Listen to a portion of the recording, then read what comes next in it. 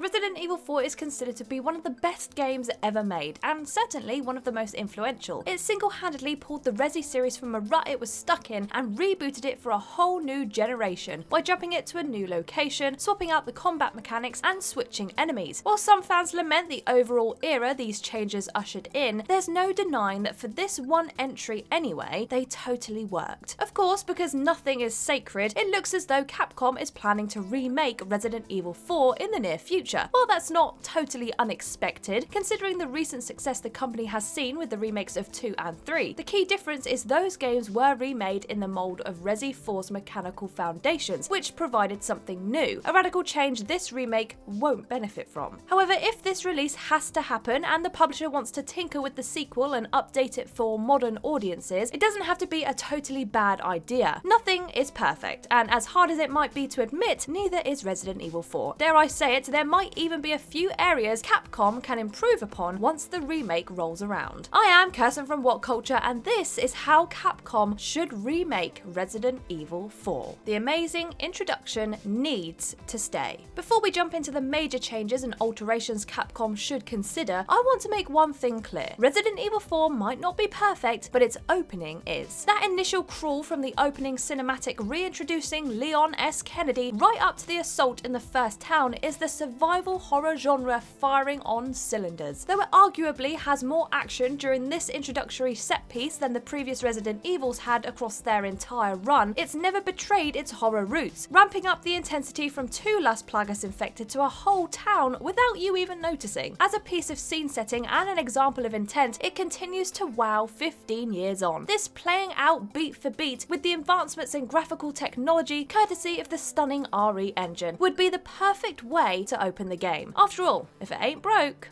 don't fix it. How to update a perfect combat system. However, there presumably will need to be some tweaks to this opening set piece in the town, judging by the changes Capcom have made to Resi 2 and 3. While they very much follow what Resi 4 started, there are some key differences in the mechanics, specifically when it comes to combat. While Resi 4 was way more responsive and fluid than the games it followed, it still very much used classic tank controls. The perspective was just switched. Leon was still a bit cumbersome and could only do a handful of things at a time. There was no aiming while moving, no reloading while moving, and moving diagonally out of the way of danger was a right pain. Though that sounds like a negative without context, all of those limitations made Resi 4's combat so intense. Hell, they're what make it stand up under scrutiny over a decade on. They weren't limitations, they were features, a way to keep the player under pressure when they were fighting what are really otherwise harmless threats. The enemies in Resi 4 are slow and shambling, and while they might throw cleavers at you, you can shoot them out the air like you're in an old western. What makes the combat intense is sheer numbers, and the inability to move while you're loading in your last remaining clip while a bunch of pitchfork-wielding bad guys close the distance. More freedom in the environments. Of course, those restrictions in gameplay are seen as archaic in 2020, and both Resident Evil 2 and 3 did away with them. Fortunately, both those games managed to create a similar air of intensity around their combat, something which needs to make it over to Resi 4. If you have more freedom of movement in the remake, then the enemies need to be deadlier than ever. Instead of running from a distance and then shambling so that you can line up your shots, the infected need to be more agile than ever, and even more violent than the zombies found in the recent reimagining. Instead of making them bullet sponges like 2 and 3 though, a better course of action might be to compensate with an increased number of enemies. Though there was already a lot of enemies in the original game, upping the numbers while keeping them relatively fragile will help keep the action flowing and the player on the move. If we're no longer hunkering down, then we should be constantly on the move, reacting to threats through smart navigation of the environment and well-placed shots. To accommodate this, Capcom should flesh out even more of the options the player has in that opening village ambush and pepper them in across the whole game. That sequence is particularly awesome because of the freedom it gives you. Barricading windows, getting to high ground, and then jumping to ground level allows for a natural edge and flow in intensity during combat, and giving the player feeling that they're doing everything to battle against the overwhelming odds. There are are a few of these siege moments in Resi 4 and across the whole franchise, but sadly, they've never evolved much. Resident Evil 3 was probably the least interactive yet, and Capcom shouldn't phone it in for the remake. Instead, they should up the amount of environment interaction, allowing you to set traps and block off entries to create chokeholds. Mastery over the environment was just as important as smart ammo conservation to survive in the earlier games. Don't modernize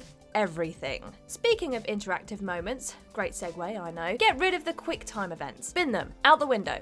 Bye! Alright, so obviously the QTEs are a huge part of Resident Evil 4, with the game helping to popularise a feature that ostensibly made cutscenes more interactive. They're nowhere near as intrusive as they would become in the later games, but with so much technological advancement since launch, there are ways now to build on these sequences. Instead of tapping a button and watching Leon comically speed up and slow down to escape a boulder like the player has hit fast forward, make these fully controlled sequences. It's a small change but would allow for a more seamless play experience, and now I mention it, also would eliminating load screens between different areas altogether. One thing they shouldn't change, however, is the resource management. Despite being a huge part of the originals, inventory and management in Resident Evil 2 and 3 remakes is almost an afterthought. The system doesn't require much thought. You either have enough space or you don't. If you drop items, you lose them forever, and you can put pretty much anything in the lockbox to use later. Resident Evil 4's suitcase system, though, is perfect as it is. Playing a game of Tetris in the menu might be off-putting for those just looking for action, but is a system in and of itself, and a smart, thoughtful use of it pays off in combat preparedness. Don't streamline it just for the sake of it. We need to talk about Ashley.